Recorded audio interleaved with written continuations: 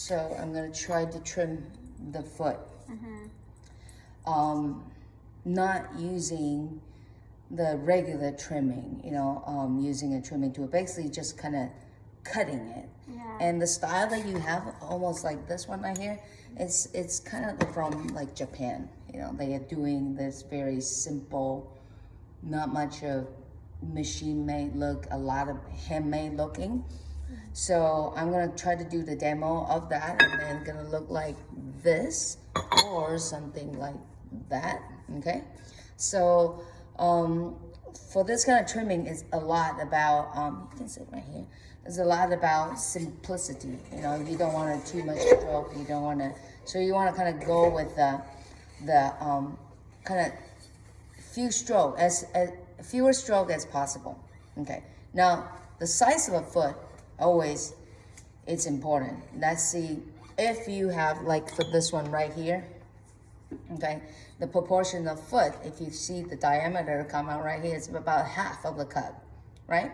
Now, if you make some bowl that are larger and then you want to use it for mixing bowl, then you want to make sure the foot is wider, right? And if you have a bowl that just for display and you want to see that tensions of the shape of a bowl versus the foot, then you can trim very little because it's only display. Make sense? Yeah. Okay. So you don't want to have the big bowl with a tiny foot and use it for guacamole, and then we'll just like keep doing this. Yeah.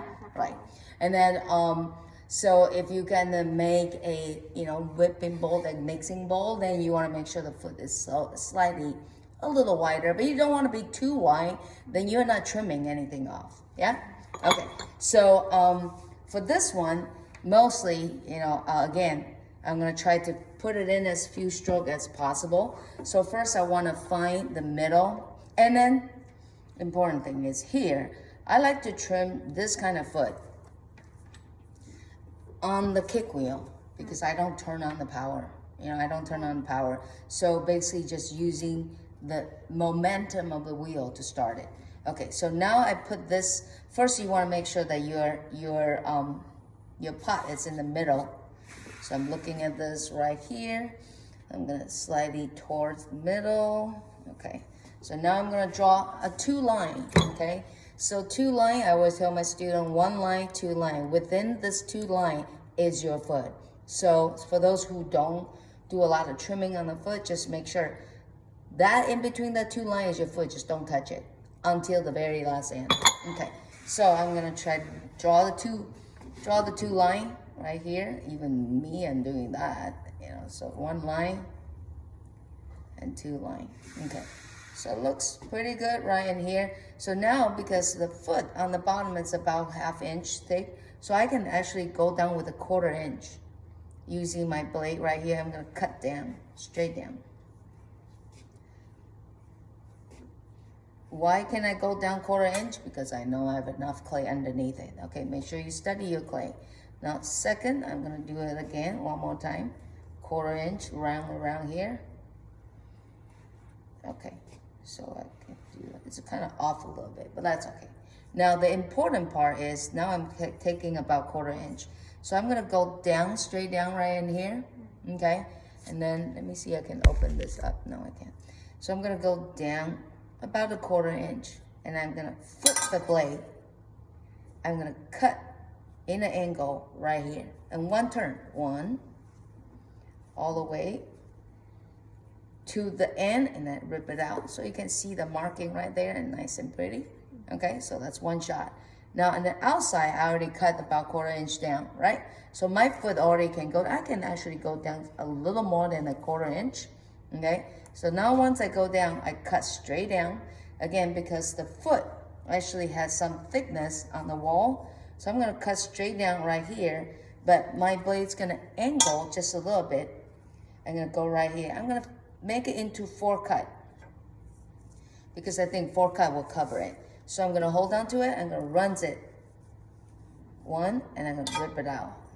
Sometimes rip off and clay a little bit. So second one, really easy. I say 4, now I'm missing count. Okay, So I'm gonna go back down right here, kind of cleans up just a little bit. Wow, this is a bad demo. Anyhow, there you go. I think my foot is a little too small. I can tell already, okay? But that's okay. I think that looks good. But the sharp edges, what I would do is round it off just a little bit. Then I put my bowl like this. I'm gonna hold it. I'm gonna round it just a little bit because I wanna squish the edges like there. So I think that's a little too much. But we're gonna try that again one more time. I'm gonna put the little stem. Right, one more time. Here's another one. Nice thick. I can see the thickness of the cut. And I will suggest this clay shouldn't be too dry because if it's too dry, it's hard to get like a nice cut. Okay, so I'm doing like that. And this time I'm gonna make it a little bigger.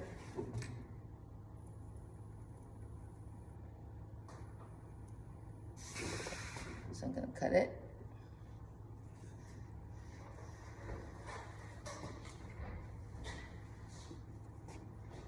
One more time.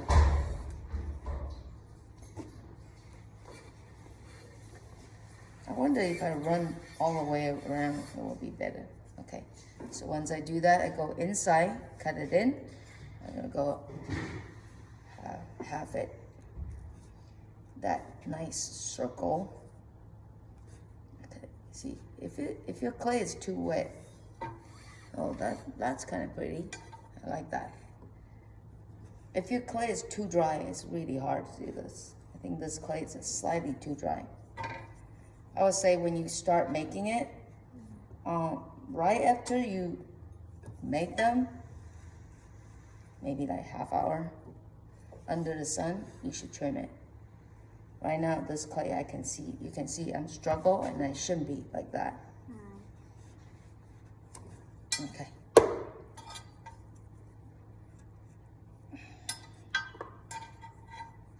So I love, oh, let's see, too dry.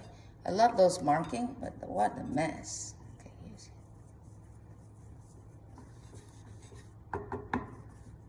So kind of come down just a little bit. I thought those kind of marking, it's kind of fun. Okie dokie. So